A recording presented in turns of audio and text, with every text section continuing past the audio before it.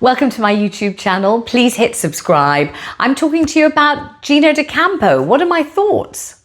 I feel as if there was never a time when I didn't know Gino D'Acampo. I've been on TV for over 30 years. I can't remember at what stage he suddenly appeared in some kind of mirage from Italy, but I do know that he's often been around. We've often been on the same show at the same time, or we've been on the road at the same time. I remember doing something at Earl's Court at the same time as him once. I mean, I've met him many times over the years.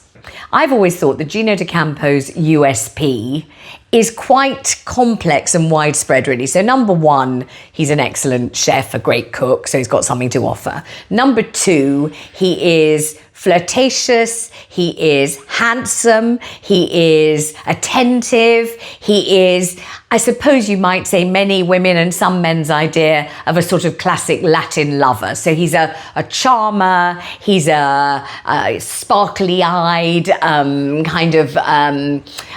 flirtatious kind of a person who, when he's talking to you, focuses directly on you and looks at you very keenly and maybe makes you feel that you're female and he's male in a very sort of intense way that not every man does when he talks to every woman. So I would say that was part of Gino D'Acampo's USP. He's a great cook and a good chef. He's very flirtatious. And number three, he's Italian. So he has that special Italian way of talking, that special Italian sort of vocabulary, that special Italian sort of intonation, and also that thing where sometimes he doesn't necessarily know the right word in English, or he slightly misuses language.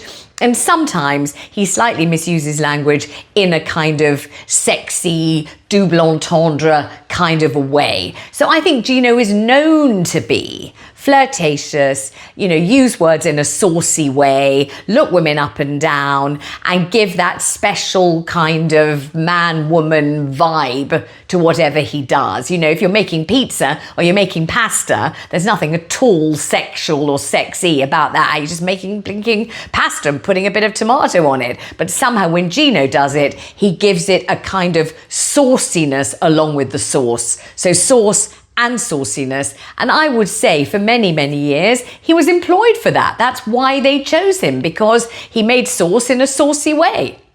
I think that being flirtatious, being overtly sexual, being full of double entendres, being kind of full on, and sometimes saying things that are a little out there sexually, has worked incredibly well for Gino D'Acampo. I think it's been the bedrock of his career, and it's been a very successful career. He's ended up presenting Family Fortunes, going on the road with Fred Sirier and Gordon Ramsay, being on TV so many times a year or even a week that he's a kind of fixture of our screens. So I think it's possible that Gino, with good justification really, feels that it is expected of him, and a really kind of integral and very successful part of his personality, to be sexual, sexy, flirtatious, full-on, use words that other men might not and some women might not.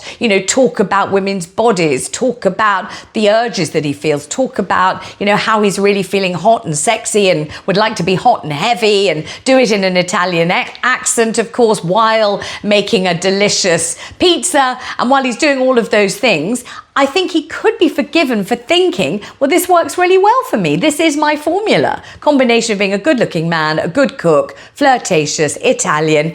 It all adds up to a successful career. So I'm not altogether surprised to hear Gino saying, I don't understand. What are these women complaining about? What are they saying? What did I do? What did I say? I don't understand. Now, you might think for many people that would be disingenuous. They would be protesting too much. They would know perfectly well what they'd said and what they'd done, and that it wasn't welcome, it didn't go over well, they were being threatening, they were being inappropriate, it was just something that they shouldn't have been doing, that didn't work at all at the time, and they carried on doing it anyway because they wanted to, in some way abuse a position of power, they wanted to be controlling, they wanted to make women feel bad, they're misogynistic or whatever. And so some men, when they say, oh, I don't know, I didn't understand, I didn't realize, I thought it was fine, I didn't know. You think, oh, yes, you did. You knew perfectly well what you were doing. You were doing it on purpose. You were doing it because you could do it. You were doing it because people kowtowed to you. So you know perfectly well, don't pretend at this stage that you didn't realise. But with Gino, and this is only my hunch, but I could believe that he didn't feel he'd done anything or said anything wrong. I can believe that, because I think many women and some men were incredibly receptive to his flirtation, his full-on approach, even his kind of like, oh my God, you look so gorgeous, I really could, what I could do with you, what I could do to you, I could do this to you and that to you and this to you and that to you. And many women would giggle back at him and would flutter their eyelashes and would feel quite flattered and would know he was kind of joking and wouldn't hold it against him and wouldn't be offended. And I've seen that with my own eyes. I've seen that in the This Morning makeup room. I've seen it on the set. I've seen Gino saying suggestive things, and I've seen people laughing in response and enjoying it, enjoying him. So I'm not saying that everything he said was absolutely fine. Definitely not. But do I think there's a possibility that he could be absolutely telling the truth when he says, I didn't realise, I didn't know, I thought everybody was fine with it. I thought people were enjoying me. I thought it was going well. I didn't get it. I don't think I did anything wrong. I don't think I've got anything to apologise for. Do I think he could be absolutely telling the truth? I do. I think he could be telling the truth. I really do feel that, because I've seen him behave in that way, and for people to like it and really respond to it, and very favourably. So I do think it could be true. Does that mean that I think that all the things that he's accused of having said are absolutely fine in a working environment? No, I don't think they're ideal. Definitely not. But do I think that he did it deliberately to abuse his power, or to make women feel small, or to control people, or, because he wanted to be cock of the walk and that kind of thing? That is not the vibe that I got from him at all, actually. I got a different vibe, really. I got a vibe which was, this is what you pay me for. You pay me to be whatever the equivalent of an Italian cheeky chappy is. You pay me to be a sort of Latin lover, saucy, funny, a little bit suggestive, on the kind of slightly X-rated side. That's what you pay me for. And here I am doing that because that's what you expect me to do.